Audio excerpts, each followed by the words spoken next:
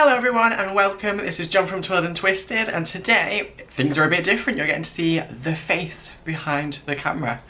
And that is because today I'm not going to be making anything, instead I'm going to be reviewing the electronic Super Quiller by Quill.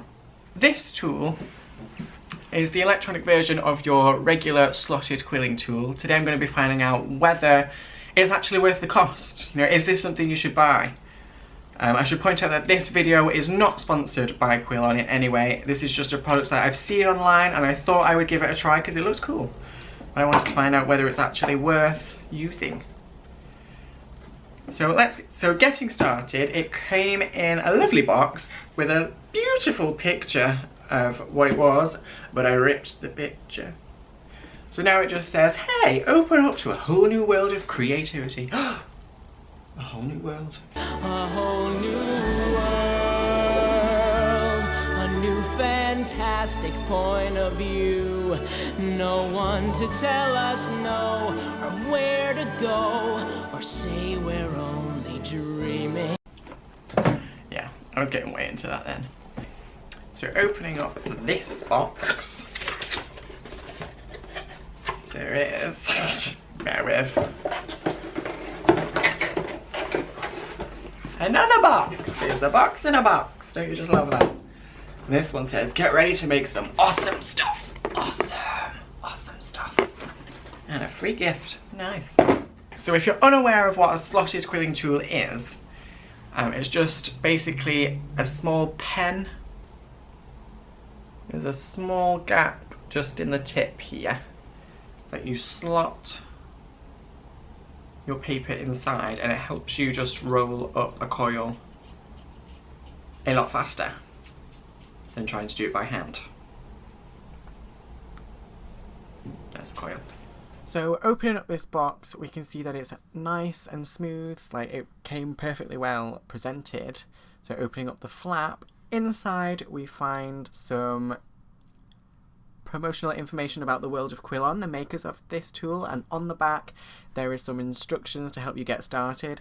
It's all very simple, explained with pictures, very straightforward. It's not really something that I thought was necessary, but it might be helpful to people who are brand new to the world of crafting and might not have any idea how to use this. Taking out the Super Quiller and the little shelf thing that goes on the top, it feels quite nice. The plastic is nice and durable. It's shiny and smooth, so it's very comfortable to hold in your hand. As you can see, the front has the name of the product embossed into it and also the manufacturer on the back. So taking off the cap, we can see that the end of it is just like my manual slotted quilling tool, only this one is larger. So if I hold this up to the camera, you can see that the gap in this one is actually a lot bigger, so it could probably fit a thicker card into it maybe, but I'm just going to be testing the use of the paper today because that's what I would normally use. Okay, so now it's time to put in the batteries. It's perfectly simple. You just pull off the back here with using the little tab, and then 2 AA batteries just slot in like so. The batteries slot in, they face the same way, it's nice and simple. I don't really know how this could go wrong, and then the back just snaps on into place.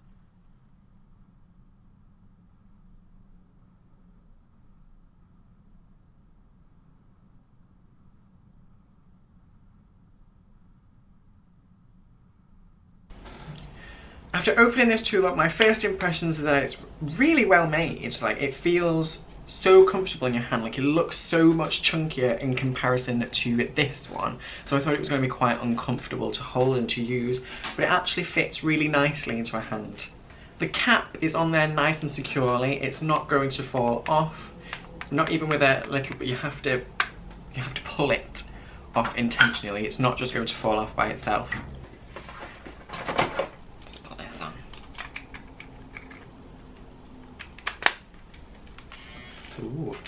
Ooh, motory. Okay, so I assume this is just going to work in the same way. You just put it on like that and press the button. Oh, That was a lot faster than I was expecting. Oh, it's just... Oh. I can't grip it. Okay. Oh no. Let's do this again. So you just put the paper in the top, press the button. Okay. That was very fast. Okay, so now my aim is to find out whether it's actually going to be useful to me in my crafting. So the way that I would normally do it is if you've watched any of my other videos, I have like a base coil that I then push up to form the base of a dress.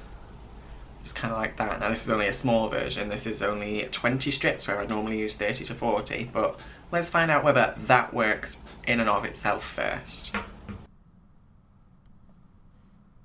So starting off with my manual tool, I've got 20 strips of paper. They're all 30 centimeters in length, and I'm going to be timing this on my phone. So I'm going to start the timer and just work away at rolling these manually by hand. This is how I would normally craft. I'm showing you this in double time here, so you can actually see that it is a time-consuming process. Like, you have to be slow and careful. Like, there's no really rushing this step, because all the pieces of paper have to line up. So I'm just going to speed this along for the purposes of this video. So once I had them all 20 strips rolled up, I've glued them down and I've used the edge of my quilling tool just to smooth it out and make all the things nice and neat. Okay, so rolling that coil just with 20 strips with the manual tool took 6 minutes and 40 seconds. That's not too bad, that's quite good. So now my aim is to find out whether the electronic tool helps me do that even faster. So I'm going to do the exact same process again, but this time I'm going to be using my electronic Super Quiller. So again, I've got 20 strips, only this time I can't just slot them in behind one another, because the Super Quiller moves that fast, it's just impossible to do that. So instead I'm going to have to glue all of these strips together like so, just end to end, so that I end up with one really long strip. So if I just speed this along for the purposes of the video, I actually find that this bit was really quite time consuming. Like, it was probably a lot slower than actually just slotting them in by hand. But once I've got them all done, I can just slot the end into the Super Quiller and press the button. Now at this stage I found that the paper was starting to get away from me. I think I would have much preferred an option to have a slower setting on the Super Quiller so that I could have a bit more control over how fast it's going. Instead I kept pushing hard against it so that the motor was having trouble moving, and that just slowed it down for me. Or I'd keep pressing the button intermittently so it wasn't just one super fast coil. I was taking breaks to try and hold the tension where I wanted it to be.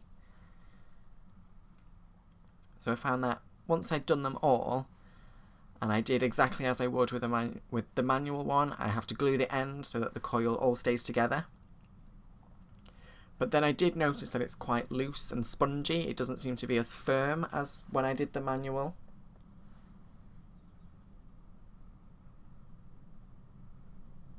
I'll just roll the edges nice and neat with my manual tool, because unfortunately I can't do that with the Super Quiller. So I've rolled the 20 stripped coil with the electronic tool. At first glance it's not too bad. It's a little bit looser than I would have had, and if I compare it to the one I did manually, you can see it's a little bit bigger. I think this would still be manageable, it just, to shape it, it feels a bit looser, so I'd have to be a bit more careful, but it would still work. It would be absolutely fine. I thought I'd show you that in more detail up close to this camera. You can see the manual on the left is quite firm. The Super Quiller one on the right has a bit more give to it, because the tension was not as high as what I could achieve manually. So if I show you pushing this up into a base coil, this is what I would use for the skirt of a dress. You can see that with the manual, because it's a lot tighter, it looks neater and it's easier to maneuver. Whereas so if I show you pushing the base coil up to make a skirt with the electronic version, you can see that it doesn't really move equally. Like, it's not all equally distributed. There are parts of the strip that are threatening to come loose, so I have to be much more slower and careful. Also, just tapping the top of them, you can see that the manual one is quite tight, so it's not as likely to come down, but the Super Quiller version, it just drops all the way because there's no tension there. So it'd be fine once glued, but manual is the clear winner in this test. Whether or not it was any faster, it took me 8 minutes and 4 seconds, so it was actually 2 minutes slower to do it with the electronic tool. Now that could just be due to the fact that I've been using this one for years, whereas I'm brand new to this one, so maybe over time would I speed up a bit? Would it be different if you had self-adhesive strips, whereas I've glued them all together? Who knows? So here I'm showing you a coil that used one single strip. This is what I normally use. I use quite regularly on the bases of the dresses as sort of like the underskirt. It's kind of a bit more detail, so I showed you that here on Snow White. So for this test, I'm only going to be making 15 of these because that's the average amount that I use on a single princess. So I just slot the piece of paper in, twirl it by hand, just one single strip. I'm showing you this in double time again. Oh no, this is I'm showing you this in real time, and then I just let the coil have a little bit of space, let it expand just slightly, glue the end down, and there is one single strip, one single coil. There is one single coil. So I'm going to repeat that for all 15 of those, and here they are. Okay, so I've rolled 15 of those coils with my manual tool, and that one took me 10 minutes and 54 seconds, so practically 11 minutes to do that. So I'm going to repeat the same thing with the Super Quiller. I don't have to glue anything together this time because I'm using one single strip. So the rolling this time is actually a lot faster. I'm showing you this in real time.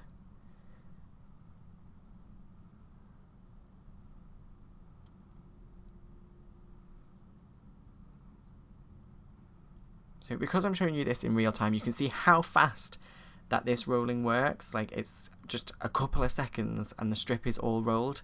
I think the slowest part of this is actually adding the glue. I think that takes the longest part than actually rolling it, which is a bonus. So maybe after doing all 15, this might actually work out faster in this case.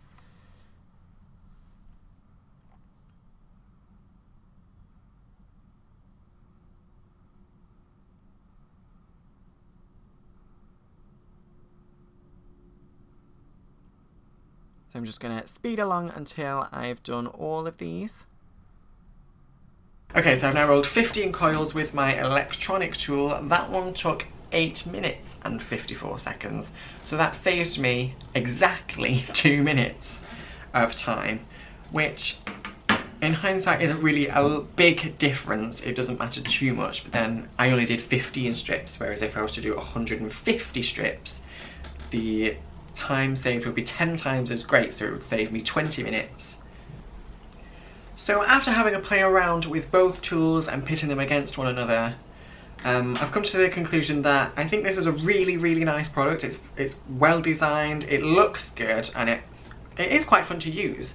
In terms of practicality, I really don't think it has much over the manual tool, because obviously the manual tool is much more portable if you're going to be traveling while doing your crafts. This one is always going to be available for you to use, whereas this one is going to need a fresh supply of batteries, which you might not always have. It's also much louder, so depending on the setting that you are crafting in, maybe the noise would get annoying to other people. In terms of the speed, I found that I was much faster and neater with my manual tool. Again, this could because I've been using this one for years.